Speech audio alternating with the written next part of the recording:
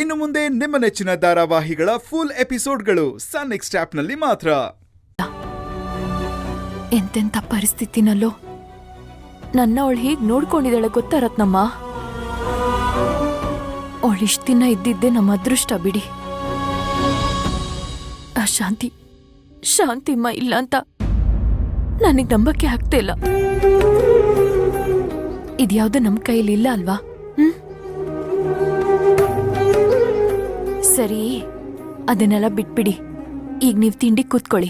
ಪರವಾಗಿಲ್ಲ, ನಾನು ನಿಂತ್ಕೊಂಡೆ ತಿಂತೀನಿ. ರತ್ನಮ್ಮ, ಏನಿದ್ದು ಪರವಾಗಿಲ್ಲ, ನಿಂತ್ಕೊಳ್ಳೆಲ್ಲ ತಿಂತೀನಿ ಅನ್ನೋದು. ಅಯ್ಯೋ, ಕೂತ್ಕೊಳ್ಳಿ. ಗುಡ್.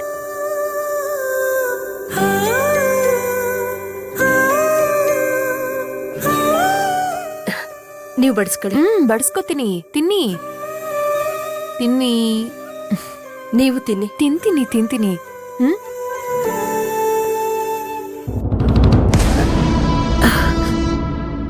ಏನಾಯ್ತು ರತ್ನಮ್ಮ? ಏನಮ್ಮ ಇದು ಇಷ್ಟೊಂದು ಉಪ್ಪು? ಉಪ್ಪ?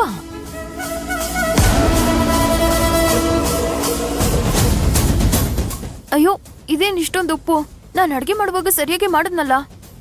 ಮತ್ ಯಾಕಮ್ಮ ಇಷ್ಟೊಂದು ಉಪ್ಪು ಅಂತ ಅನಿಸ್ತಿದೆ? ರತ್ನಮ್ಮ, ನೀವೇ ನೋಡಿದ್ರಲ್ಲ, ನಾನೊಂದ್ ಸ್ಪೂನಲ್ಲಿ ತಗೊಂಡು ರುಚಿ ನೋಡಿ ಆಮೇಲೆ ತಾನೇ ನಿಮ್ಗೂ ಕೊಟ್ಟಿದ್ದು. ಹೌದಮ್ಮ, ನನಗೂ ಅದೇ ಆಶ್ಚರ್ಯ ಆಗ್ತಿರೋದು. ಆದ್ರೂ ಇಷ್ಟೊಂದು ಉಪ್ಪು ಯಾಕೆ? ಅಯ್ಯಯ್ಯೋ, ಮಗುಗೆ ಇದನ್ನೇ ಕಳಿಸ್ಕೊಟ್ಬಿಟ್ನಲ್ಲಮ್ಮ ನಾನು. ಅಯ್ಯೋ ಹೌದಲ್ಲ ರತ್ನಮ್ಮ, ಪಾಪ ಆ ಮಗು ಇದನ್ನ ಸ್ಕೂಲಲ್ಲಿ ಹೇಗ್ ತಿಂತಾನೋ ಏನೋ. ಏನ್ ಮಾಡೋದು? ಎಂತ ಕೆಲ್ಸ ಆಗೋಯ್ತು. ಛೇ, ಗಾಬರಿ ಆಗ್ಬೇಡಿ, ವ್ಯವಸ್ಥೆ ಮಾಡೋಣ. ನಾನ್ ಬೇಕಾದ್ರೆ ಸ್ಕೂಲ್ ಹತ್ರ ಹೋಗಿ ಇನ್ನೊಂದ್ಸಲ ತಿಂಡಿ ಕೊಟ್ಟು ಬಂದ್ರಾಯ್ತು. ಹೌದಾ? ಆದ್ರೆ ನಾನ್ ನಿಮ್ಗೆ ಡಬ್ಬಿ ಕೊಟ್ಟು ಹೊರಗಡೆ ಕಳಿಸ್ದೆ. ಆಮೇಲೆ ರಾಘವ ಉಪ್ಪು ಮುಟ್ಟೆ ಮಾಡ್ತಾ ಹಾಲಿಗೆ ಬಂದ.